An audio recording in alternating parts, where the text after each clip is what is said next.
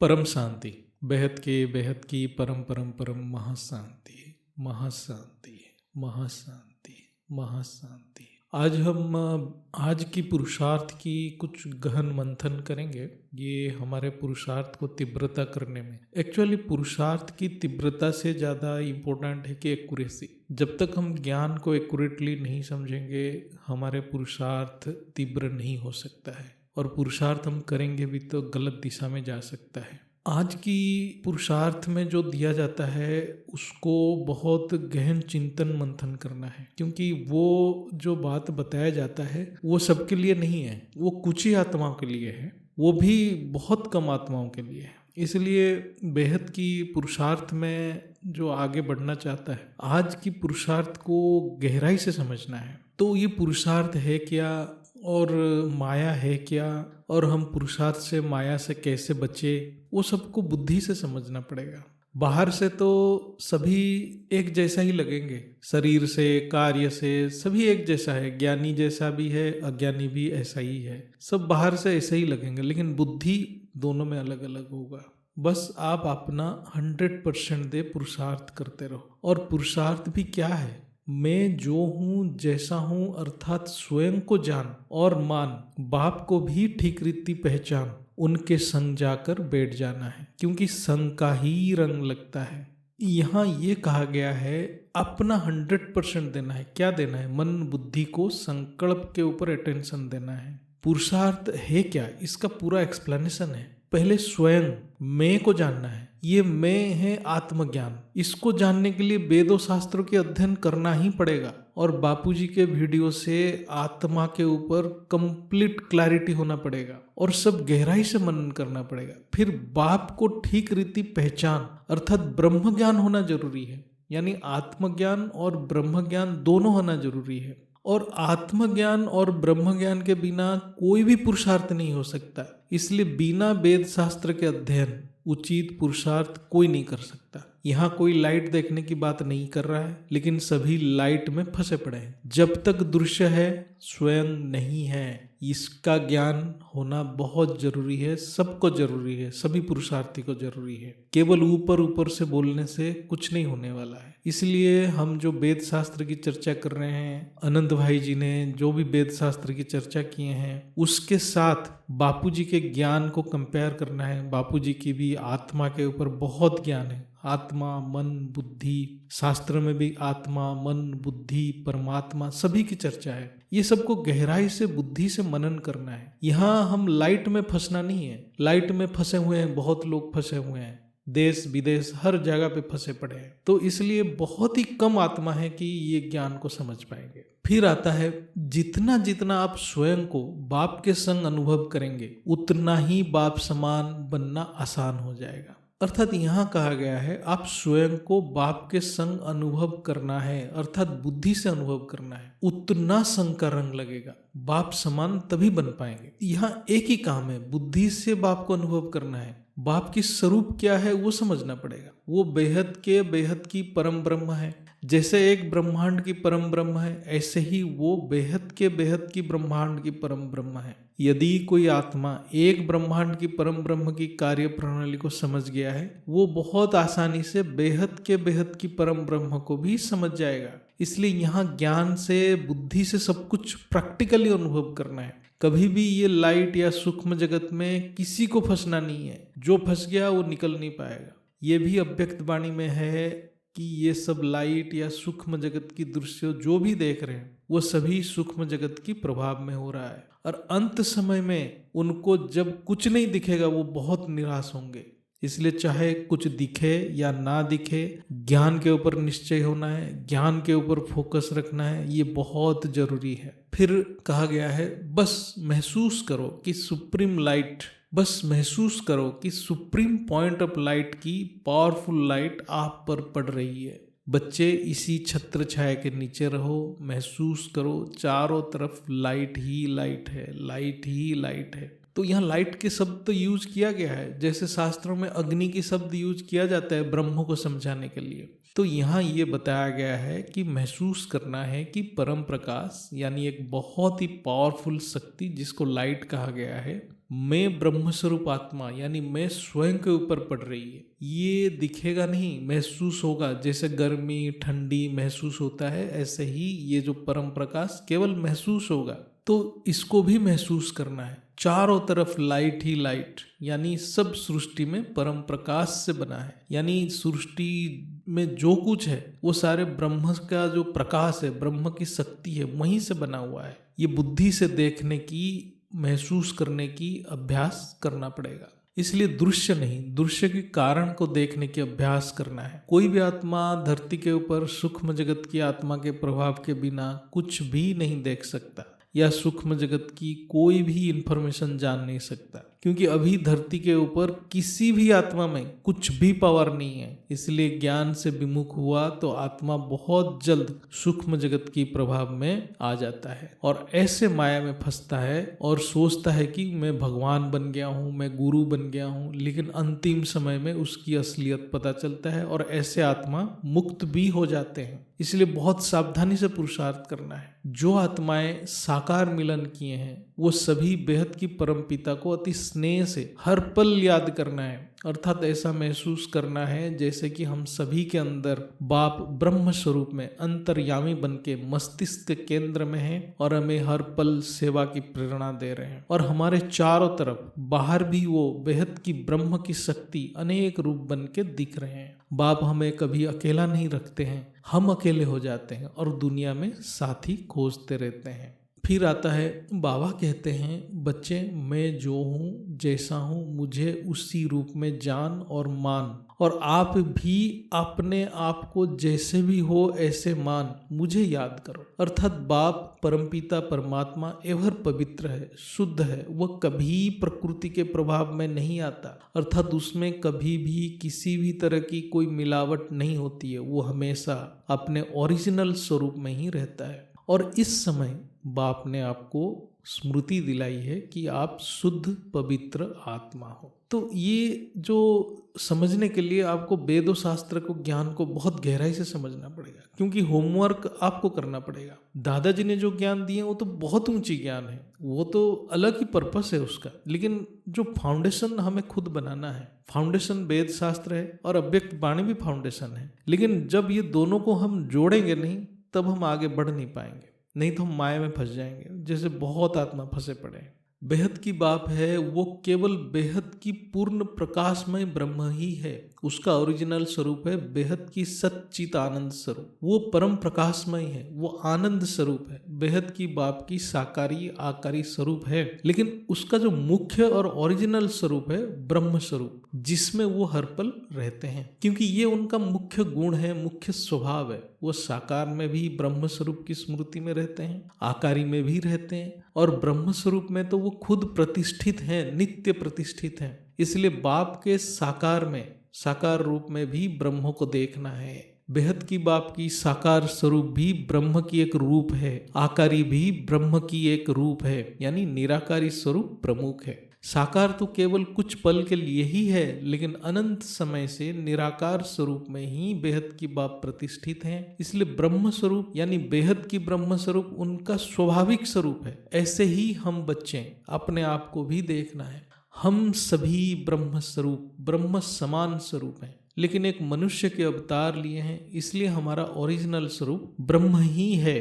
तभी हम एक्यूरेटली बाप को याद कर सकते हैं। निराकार ब्रह्म स्वरूप हम सभी की स्वाभाविक स्वरूप है। इसको स्मृति में बार बार लाना है। जो कुछ भी परिस्थिति हमारे साथ हो रहा है, केवल वो निराकार स्थिति को याद दिलाने के लिए हो रहा है। इसलिए हमें निराकार ब्रह्म स्वरूप की बहुत अच्छे से ज्ञान होना चाहिए, तभी हम चित्र में विचित्र को याद कर सकते हैं, नहीं तो साकार में लटक जाएंगे। ब्रह्म स्वरूप यानी निराकारी कहने से बुद्धि में दोनों लाइट माइट की एक साथ अनुभव होना है। लाइट माइट यानी सूर्य और सूर्य की किरण, एक एनर्जी और एक उसका केंद्र, अर्थात एक सेंटर है जहाँ से ऊर्जा निकल रहा है और उसके चारों तरफ वाइट लाइट है, यानी उसका कोई रंग नहीं है। एक्चुअली हम वाइट भी नहीं कह सकते हैं, उसका कोई रंग ही नहीं है, क्योंकि वो गुणातीत है। गुण होने से रंग आता है। पहले वाइट को ही अनुमान करना पड़ता है, क्योंकि पहले महतत्व ही अनुभव होगा। जो परम सात्विक है वो संपूर्ण वाइट होगा, जो माँ जी बार बार कहते हैं लाइट माइट ये स्थूल में अनुभव करना कठिन है, इसलिए वाइट यानी एक कलर यानी महतत्व को अनुभव होगा बुद्धि से। यही है फरिश्ता स्वरूप, यानी महतत्व वाला शरीर ही फरिश्ता स्वरूप है। वेद शास्त्रों के हिसाब से सत्वगुण को व्हाइट कलर दिखाया जाता है, रजोगुण को रेड कलर दिखाया जाता है, तमोगुण को ब्लैक कलर के साथ तुलना किया जाता है।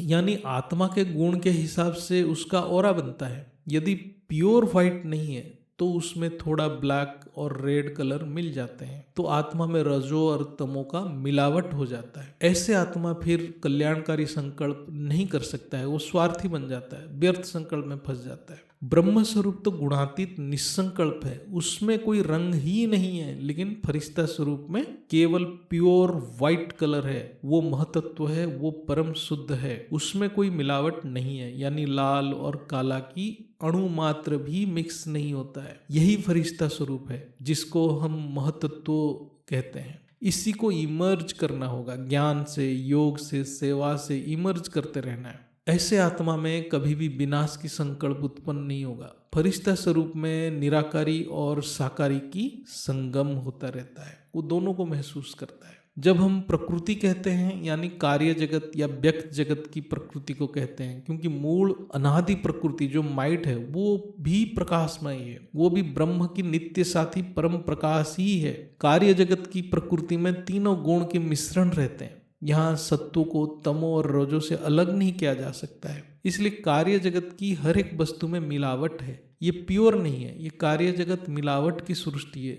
ये कारण शरीर, सूक्ष्म शरीर, स्थूल शरीर, महाकारण शरीर, ये सारे मिलावट की जगत है, मिलावट की शरीर है। लेकिन बाप एवर प्योर है, नित्य पवित्र है, यानी उसमें कोई मिलावट नहीं है, यानी वो ब्रह्म स्वरूप में है, पूर्ण ब्रह्म स्वरूप में है। और जब फरिश्ता स्वरूप में रहते हैं यानी आकारी स्वरूप में रहते हैं तो वो प्योर व्हाइट यानी प्योर महतत्व में रहते हैं, उनमें कोई मिलावट नहीं है। मिलावट मतलब तमोगुण और रजोगुण की मिलावट, वो उनमें रहता ही नहीं है। निराकारी तो त्रिगुणातीत है और आकारी यानी महतत्व परम सात्विक है। ये दोनों स्थिति में वो कार्य करते हैं, उनमें कोई भी मिलावट नहीं है, यानी रजो और तमो कभी उनमें मिक्स ही नहीं होता है। वो परम सात्विक होते हैं या गुणातीत होते हैं और उसी अवस्था में कार्य करते हैं। वो कभी भी इस व्यक्त जगत की प्रकृति के प्रभाव में नहीं आते हैं। ये जो यहाँ बताया गया है इसको समझना जरूरी है कि व्यक्त जगत की प्रभाव में नहीं आना है। जो भी हम दृश्य देख रहे हैं सारे व्यक्त जगत है, जितना भी दृश्य लाइट भी देख रहे हैं वो भी व्यक्त जगत है। साकारी में उनको संपूर्ण ज्ञान रहने से, बापूजी को संपूर्ण ज्ञान रहने से वो ये दोनों प्योर स्टेज में रहते हैं, पूर्ण पवित्र स्टेज में रहते हैं। एक है ब्रह्म स्वरूप, दूसरा है परम सात्विक यानी प्योर महतत्व स्वरूप, उसके नीचे वो कभी नहीं आते हैं। इसलिए बेहद की बात एवर प्योर परम पवित्र है। बच्चों को उसके लिए कोशिश करना है, अंत तक कोशिश करना है। ये कार्य जगत यानी व्यक्त दुनिया मिलावट की है, अर्थात तीनों गुणों की मिक्सचर है। इसलिए कभी खुशी कभी गम। नित्य ब्रह्म की अनुभव इसलिए नहीं होता है, इसलिए इस मिलावट वाली दुनिया यानी मिलावट वाली प्रकृति से ऊपर जाना है तो भावातीत बनना ही पड़ेगा। जो बाप है वही हम हैं, ये ज्ञान बाप ने दिए हैं, इसलिए हम भी अपने ओरिजिनल स्वरूप को स्मृति में लाना है। मन बुद्धि में बार बार उस स्मृति को इमर्ज रखना है। उससे पहले हमारे ओरिजिनल स्मृति की ज्ञान होना है, यानी अनादि निराकारी स्वरूप क्या है, फरिश्ता स्वरूप की क्या है। जब हम वेद शास्त्रों से, बापूजी के ज्ञान से ब्रह्म स्वरूप और फरिश्ता स्वरूप को समझ जाएंगे तभी हम बाप समान स्थिति की अभ्यास कर पाएंगे। फरिश्ता की मतलब दो पंख वाले कोई एंजल नहीं है, वो है महतत्व वाला शरीर, यानी लाइट माइट के ऊपर जो केवल एक महतत्व के आवरण होता है, जो परम सात्विक अवस्था है वो है। ये अवस्था को बापूजी बहुत बार समझाए हैं। मूल वतन यानी आकाश तत्व बनने से पहले की शरीर, ये केवल व्हाइट लाइट की शरीर है, लेकिन ज्ञान से अनुभव करना है अपने अंदर और इमर्ज भी करना है। जब हम फरिश्ता रूप को अनुभव करते हैं अपने अंदर, ये है व्यक्त में अव्यक्त का अनुभव करना। ये सब बुद्धि से होगा, अंत में वो प्रैक्टिकली होगा, वो बापूजी कराएंगे। पहले आत्मा को समझना होगा, फिर प्रैक्टिकल होगा। जब तक आत्मा नहीं समझेगा तो माया में फंसा पड़ा रहेगा। आत्मा में तीन गुण मिक्स हो गया तो अपवित्र हो गया। यही बात याद दिलाने के लिए बेहद की बाप धरती पे आए हैं। बच्चे अपने स्वरूप को भूल गए हैं, वो अपने स्वरूप में स्थित हैं। बेहद की बाप, बेहद की ब्रह्म यानी बेहद की परमानंद स्वरूप है, वही एक रस स्थिति में रहते हैं। जो गुणों के प्रभाव में आते हैं वो अनेक रस में फंस जाते हैं, यानी कभी सत्व प्रधान, कभी रजो प्रधान, तो कभी तमो प्रधान, लेकिन तीनों गुण मिक्स रहता है। ये अंतकरण की गुण है, ये चित्त के गुण है, ये प्रकृति की गुण अति रहस्यमयी है। ये तीनों गुणों को एक दूसरे से अलग नहीं किया जा सकता है। इस कार्य जगत में ये ऐसे मिक्स हो जाते हैं और चित्त में अनेक प्रकार की स्पंदन सृष्टि करते हैं, अनेक प्रकार के दृश्य सृष्टि करते हैं, आत्मा को अशांत और विक्षिप्त कर देते हैं। इसलिए ये कार्य जगत से परे जाना है, यही है देवान को भूलना। फिर आता है आज की पुरुषार्थ में, आप परमात्मा बाप के समीप रहने वाली हो और आप जितना स्वयं को पवित्र मान बाप के साथ योग लगाते हो, उतना ही जल्दी अपने ओरिजिनल स्वरूप में स्थित हो सकते हो और तब आप प्रकृति के बीच में रह अपने ओरिजिनल स्वरूप में स्थित हो। प्रकृति को भी लाइट अर्थात प्रकृति के भी ओरिजिनल स्वरूप को जान और मान। बस इतना ही सोचते हो कि तुम तो बहुत पवित्र हो, यानी प्रकृति तो बहुत पवित्र हो, क्योंकि तुम्हारा ओरिजिनल स्वरूप भी पवित्र ही है। अर्थात इसलिए जितना हम बाप की निराकारी ब्रह्म स्वरूप को याद ही करेंगे, उतना बाप की परम ब्रह्म स्वरूप की गुण सभी बच्चों में आएगा, यानी हम महतत्व इमर्ज होगा। योग की मतलब है प्यार, याद, ज्ञान की मनन। ये ज्ञान योग है, ये बुद्धि की योग है। बुद्धि में सूक्ष्म जगत नहीं, ज्ञान और बाप होना है। सूक्ष्म जगत भी कार्य जगत है, चाहे वो सूक्ष्म दृश्य में कितने भी लाइट दिखे या कितने भी ब्रह्मांड दिखे, वो सब जड़ है। चेतन की स्रोत केवल बाप है और बाप की ज्ञान। बाप खुद बेहद के बेहद की ब्रह्म है और उनकी ज्ञान बेहद की महतत्व है। इसलिए ज्ञान की मनन से महतत्व इमर्ज होता है और बाप की स्वरूप की याद से, यानी जो माँ जी कहते हैं, उससे खुद की ब्रह्म स्वरूप की इमर्ज होता है। इसलिए ज्ञान योग बुद्धि से करते जाना है, तभी एक आत्मा व्यक्त प्रकृति के अंदर रह के अपने स्वरूप में स्थिर रह सकता है। पहले तो ज्ञान होना है, मैं कौन हूँ, फिर उसमें स्थिर होना है। ये स्थिर होने की प्रोसेस को स्थित प्रज्ञा या धारणा कहते हैं। धारणा के बाद ही समाधि होता है। तो यहाँ ये समझना जरूरी है, हम प्रकृति को लाइट क्यों माने। इसको समझने के लिए वेद शास्त्र में जाना पड़ेगा। सांख्य शास्त्र में लिखा है कि ये जो मूल प्रकृति, परम प्रकृति ही परिवर्तन होकर ये जो कार्य जगत की प्रकृति बना है, तो इसलिए वो तो ओरिजिनल लाइट था ही, वो लाइट ही अनेक वस्तु बन गया। तो उसको बुद्धि में देखना है तो वो शास्त्रों से ही समझ में आएगा। ये प्रकृति की व्यक्त रूप, यानी ये जो कार्य जगत माया है, क्योंकि ये परिवर्तनशील है, लेकिन यही प्रकृति अव्यक्त रूप में, यानी मूल अनादि प्रकृति माइट, जो ब्रह्म की नित्य साथी है, वो अपरिवर्तनीय है, एवर प्योर है। वो भी उतना ही प्योर है जितना ब्रह्म प्योर है। ये हम केवल ज्ञान से ही समझ सकते हैं। वो मूल प्रकृति को भी कोई नहीं देख सकता, यहाँ कोई नहीं महसूस कर सकता। जैसे सांख्य शास्त्र में है, और बापूजी तो और गहराई से समझाए हैं कि पहले लाइट माइट था, फिर ब्रह्म के एक संकल्प से माइट महतत्व बना, फिर महतत्व में अहंकार तत्व आने से कार्य जगत बनता है। यानी यही परम प्रकाश जो माइट था, वही ये कार्य जगत की प्रकृति बना, जो तीनों गुणों से रंगित होने लगा। जब हम अहंकार से मुक्त होंगे तो हम प्रकृति के शुद्ध स्वरूप की प्रत्यक्षता करेंगे। ये जितने हम मनन करेंगे, यानी संकल्प करेंगे कि ये जो व्यक्त प्रकृति हम देख रहे हैं, वो सभी मूल अनादि स्वरूप की विकृति है, यानी सब कुछ परम प्रकाश से बना है। ये मनन करते करते प्रकृति भी हमारे संकल्प से परिवर्तित होगा और परम शांति को प्राप्त होगा। इसलिए ज्ञान की गहराई में हम जब संकल्प करेंगे, तभी संकल्प की इफेक्ट प्रकृति के ऊपर होगा। जब तक आत्मा में महतत्व इमर्ज नहीं है, उसकी संकल्प व्यर्थ होता है और कोई मूल्य नहीं रहता है, उल्टा वो विनाश की संकल्प में फंसा रहता है। इसलिए ज्ञान से समझ के महतत्व को इमर्ज करना है और परम शांति की वाइब्रेशन फैलाना है। परम शांति एक संकल्प है, उसको भी समझना पड़ेगा। फरिश्ता रूप में ही केवल परम शांति संकल्प उत्पन्न होगा, अन्यथा नहीं। इसलिए ज्ञान से फरिश्ता रूप को धारण करना है। जब केवल आत्मा में महतत्व इमर्ज रहता है, तभी परम शांति संकल्प आत्मा में अपने आप सर्जन होता है, फिर आता है। तो बहुत ही जल्दी आपके संकल्पों से प्रकृति पवित्र बन पवित्र दुनिया स्थापन कर देगी, क्योंकि प्रकृति ही दुनिया है। इसी तरह आप किसी भी आत्मा के बारे में कोई भी संकल्प ना चला, केवल उससे उसके ओरिजिनल स्वरूप में देखो, तो वो बहुत जल्दी आपके संकल्पों से परिवर्तन हो जाएगा। जैसे सोने में कोई मिलावट नहीं तो वो पवित्र है, दूध में घी में कोई मिलावट नहीं अर्थात वो अपने शुद्ध स्वरूप में है। और हर चीज को पवित्र बनाने के लिए अग्नि का प्रयोग किया जाता है। ये भी एक पूरा शास्त्र की बात है। संकल्प कैसे काम करेगा?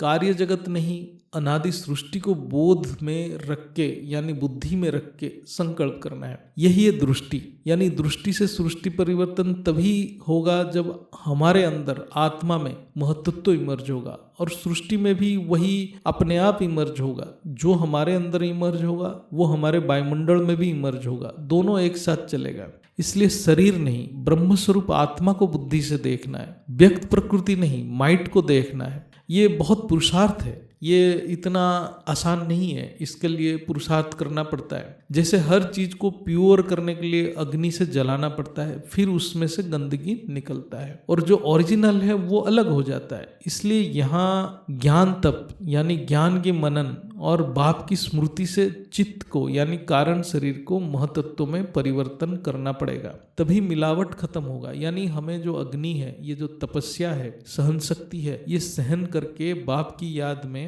ये जो तमोगुण है, रजोगुण है, उसको अलग करना पड़ेगा। हमें परम सात्विक बनना पड़ेगा, फिर गुणातीत बनना पड़ेगा। कारण शरीर यानी तीनों गुणों की शरीर, महतत्व की शरीर यानी केवल परम शुद्ध शरीर, वही फरिश्ता रूप है। जब बाप की ब्रह्म स्वरूप को याद करेंगे तो परम प्रकाश आत्मा में आता है और कारण शरीर की कचरा साफ करता है। इसलिए बाप को बेहद की परम धाम में, परम प्रकाशमय, परम आनंदमय स्वरूप में याद करना पड़ेगा। ये स्थूल लाइट नहीं कि हम इंद्रियों से देख लेंगे, ये केवल अनुभव होगा। फिर आता है अग्नि अर्थात लाइट। जब आप स्वयं को ओरिजिनल स्वरूप अर्थात लाइट समझ सबको उनके ओरिजिनल स्वरूप में देखने या संकल्प मात्र से भी अर्थात पवित्र लाइट से सब कुछ पवित्र लाइट में परिवर्तन हो जाएगा। बच्चे महसूस करो कि सब लाइट ही लाइट है, बस लाइट ही लाइट है। अर्थात जो कुछ भी इन आंखों से देखते हो और महसूस करते हो वो सब लाइट है। यानी जब हम अपने आप को बेहद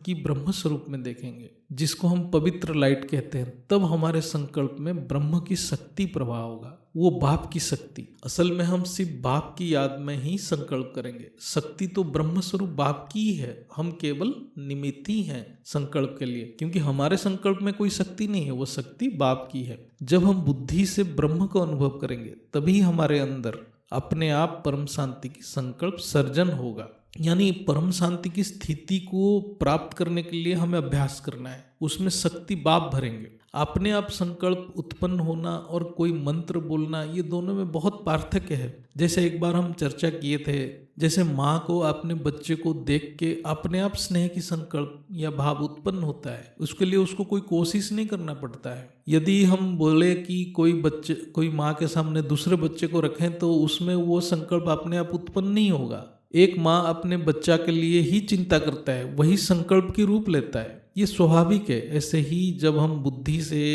ज्ञान को प्रकट कर लेंगे तभी अपने आप परम शांति की संकल्प स्वाभाविक सर्जन होगा। इसके लिए हमें प्रयत्न करना नहीं है, प्रयत्न सिर्फ हमें बुद्धि से ज्ञान को धारण करने के लिए करना है। संकल्प अपने आप सर्जन होता है। जब वो संकल्प सर्जन होगा तभी परमपिता की शक्ति हमारे संकल्प में प्रवाह होगा। हमारे पास कोई पावर यानी संकल्प शक्ति भी नहीं है, ये समझना जरूरी है। ये नहीं समझ पाने से आत्मा अहंकार में आ जाता है। इसलिए हम बच्चे की रोल क्या है समझना है। हम बच्चे सिर्फ संकल्प में स्थिर रहेंगे और पावर बाप से आएगा, तभी ये सृष्टि परिवर्तन होगा। पावर बाप की, संकल्प बच्चों की। संकल्प बच्चों में तभी उत्पन्न होगा जब बुद्धि में ज्ञान प्रकट होगा। सूक्ष्म जगत नहीं, ज्ञान प्रकट होना है। जब हम एक ही संकल्प में स्थिर होंगे, वही एक रस स्थिति है, वही स्थित प्रज्ञ है, तभी परमपिता की शक्ति हमारे संकल्प में प्रवाह होगा। ये बहुत अभ्यास चाहिए। यहाँ बाप केवल परिवर्तन के लिए आए हैं, इसलिए आत्मा की व्यर्थ संकल्प से बाप को कोई मतलब नहीं है। इसलिए हम बच्चों को केवल ज्ञान के अभ्यास से, बुद्धि से परम शांति संकल्प पे टिके रहना है। ये तभी होगा जब हम बुद्धि में केवल बाप की शक्ति को अनुभव करेंगे ज्ञान योग द्वारा।